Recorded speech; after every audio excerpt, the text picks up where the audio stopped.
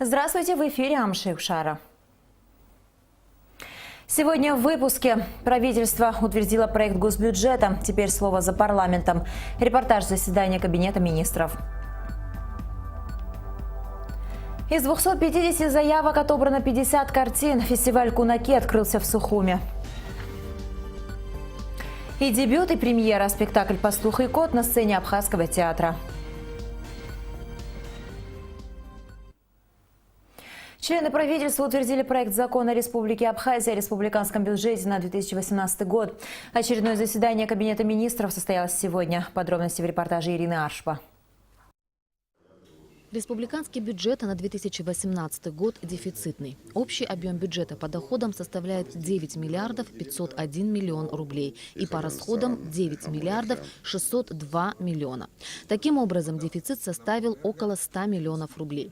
Проект бюджета представил вице-премьер, министр финансов Дмитрий Сериков. В качестве источника финансирования дефицита предполагается привлечение кредитов Национального банка республики до 150 миллионов в годовом исчислении по ставке не более 6% годовых, а также возврат бюджетных кредитов, предоставленных ранее юридическим и физическим лицам в республике за предыдущие 10-12 лет, а также иные возможные источники финансирования бюджета. Общий объем доходов республиканского бюджета на 2018 год утвержден правительством в сумме 7 миллиардов 432 миллиона рублей.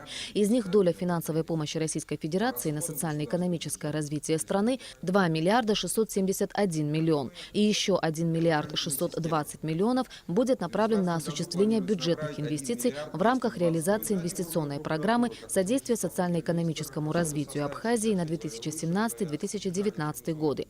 Все дотации, которые предусмотрены бюджетом, направлены на поддержку местных бюджетов и финансирование заработной платы в таких сферах, как здравоохранение, образование и культура.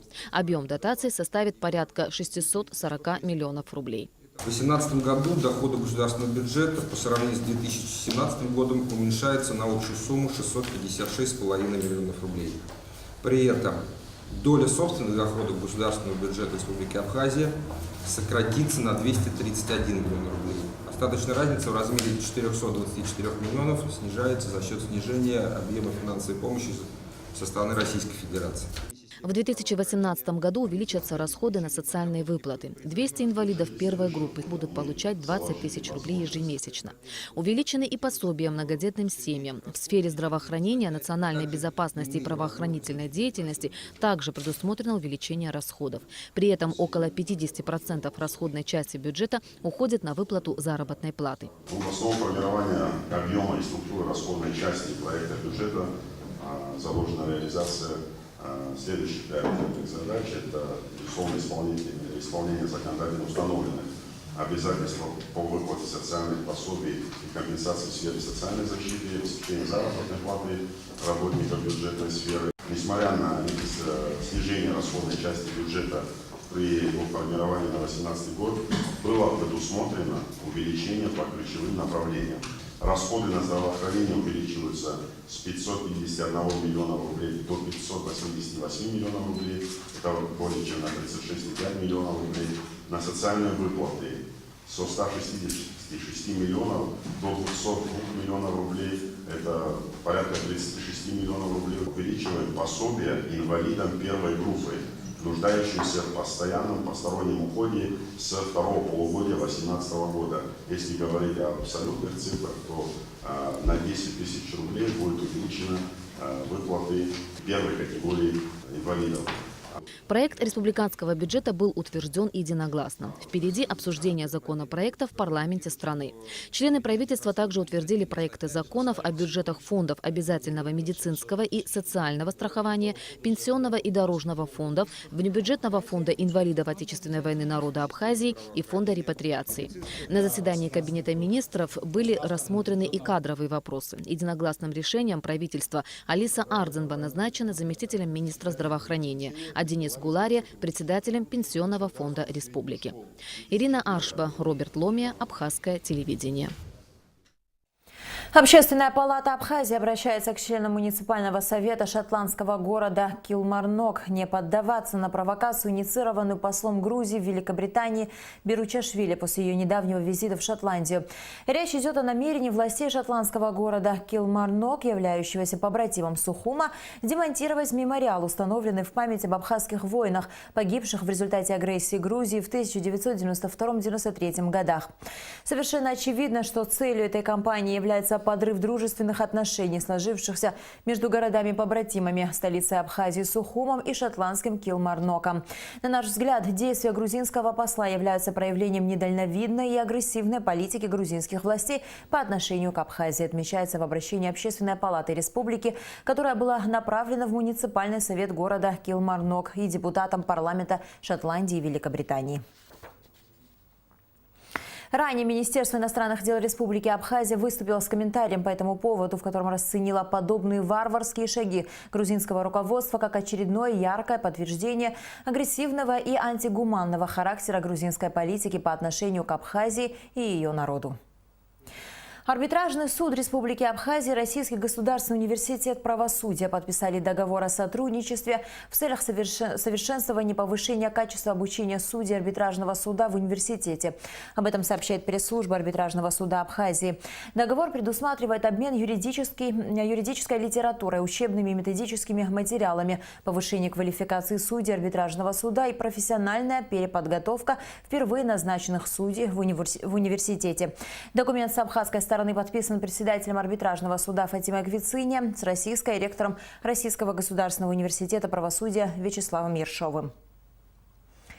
11-й Северокавказский международный фестиваль кино и телевидения «Кунаки» открылся в Сухуме. В первый день фестиваля были показаны 6 работ российских кинорежиссеров. Алика Трапш с подробностями.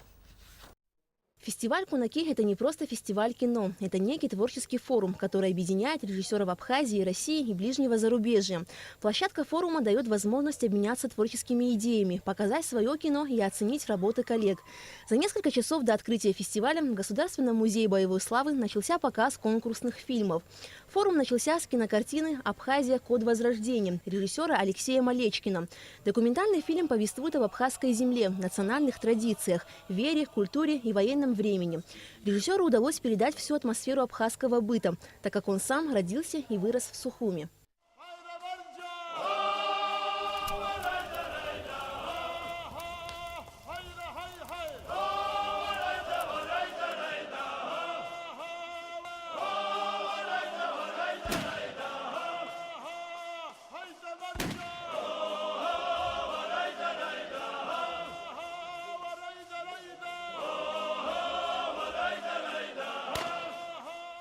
Знаете, чувствовал как долг. Вот я обязан снять картину. И потом на одном дыхании вот появилась такая возможность. Мы сняли 2 фильма: «Абхазия. Красная книга детства» и «Абхазия. Код возрождения». Ну, то есть это как бы зов сердца, скажем так. Эта картина прежде всего о любви авторов к своей земле, к своей родине. И о любви героев фильма тоже к своим традициям, к своей земле, о каких-то высоких материях, которые, в принципе, заложены в корнях любого народа. Тематика картин, представленных на кинофестивале, самая разная. Проблемы семьи и общества, способы сохранения природы, культура и искусство, творческие портреты, проблемы экстремизма и терроризма в современном обществе. Картина «Следский киномеханик» режиссера Александра Калашникова рассказывает о возрождении кино в одной из сибирских деревень. И найти установку, где еще пробуют зрителя привлечь, то есть вернуть, так скажем, это образное, потому что это они пробуют вернуть людей к тем истокам, которые существовали. То есть патриотизм, когда воспитывался на фильме, когда все это воспитывалось, это пробуют они сделать. Как у них это получается? Понятно из фильма, что все ушли в интернет, все друг друга уже даже в деревнях, маленьких деревнях уже никто толком с друг другом не общается. Все сидят дома, все сидят с компьютером или там гаджеты. На официальную церемонию открытия кинофестиваля «Кунаки» пришло немало гостей. Приветственное письмо от имени президента Абхазии Рауля Хаджимба гостям зачитал советник главы государства Владимир Зантария. Масштабным событием стал международный Северокавказский фестиваль кино и телевидения «Кунаки», окунувший нас в мир новых художественных изысканий. Широкая дискуссия, развернувшаяся в рамках предыдущих встреч, убеждает, что никакие беседы, диалоги и словесные распри на просторах интернета не заменят живого общения. Организаторы и гости фестиваля отмечали, что подобное мероприятие способствует наладить не только творческие связи, но и способствует улучшению общего профессионального уровня кинодокументалистики. Фестиваль документального кино и авторских телепрограмм «Кунаки» будет проходить до 20 ноября. В рамках фестиваля пройдут традиционные мастер-классы и дискуссионные круглые столы. Алика Трапш, Алексей Гухава, Леона Адлиба. Абхазское телевидение. На сцене Абхазского драматического театра имени Самсона Чанба состоялась премьера спектакля «Пастух и кот». Перед зрителями выступали выпускники Санкт-Петербургского государственного университета кино и телевидения. Для них это был первый дебютный спектакль. Совместно с молодым поколением участие в постановке принимали и более опытные актеры, которые посвятили свою жизнь Абхазскому театру. О том, как прошел спектакль, смотрите в репортаже Тамары Ачба.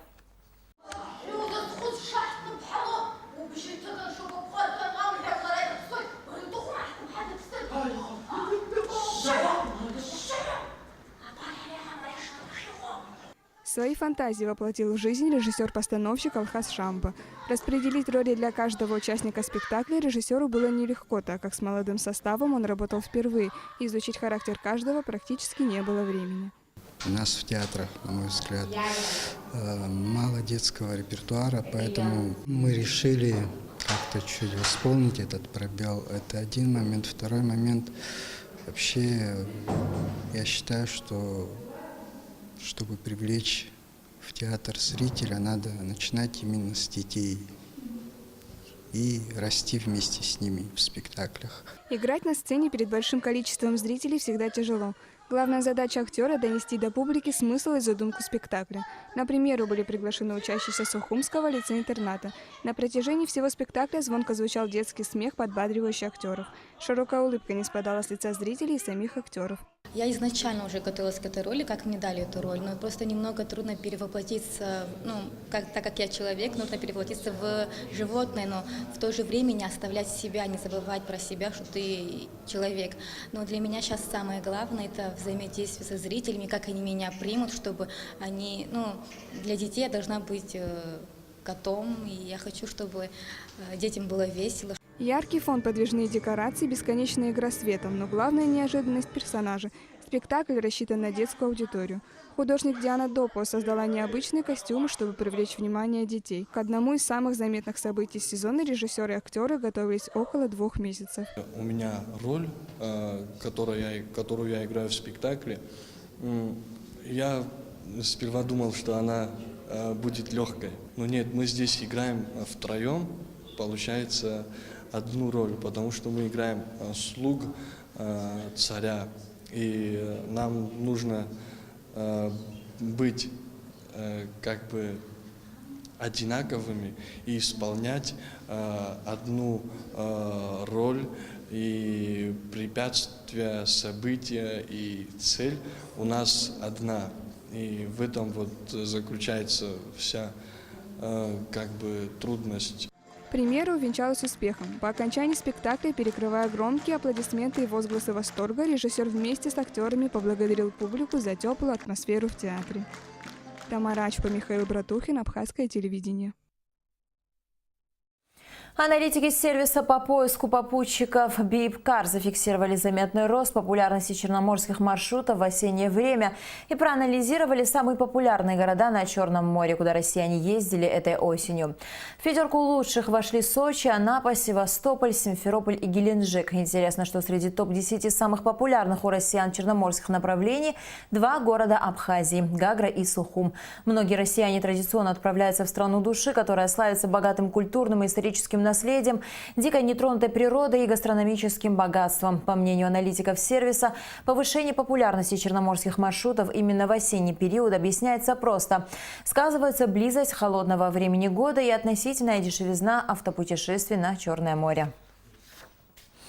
Сухумский водоканал сообщает, в четверг 16 ноября с 0 часов до 3 часов ночи пятницы 17 ноября в Нагорной части города, Старом поселке и Виеме будет прекращена подача питьевой воды. Возможно понижение давления на верхних этажах многоквартирных домов в центральной части города. И в завершении выпуска на погоде. По сообщениям синоптиков, в Абхазии ожидается переменная облачность без осадков. Температура воздуха ночью 12-14, днем 22-24 градуса. Температура морской воды 16 градусов.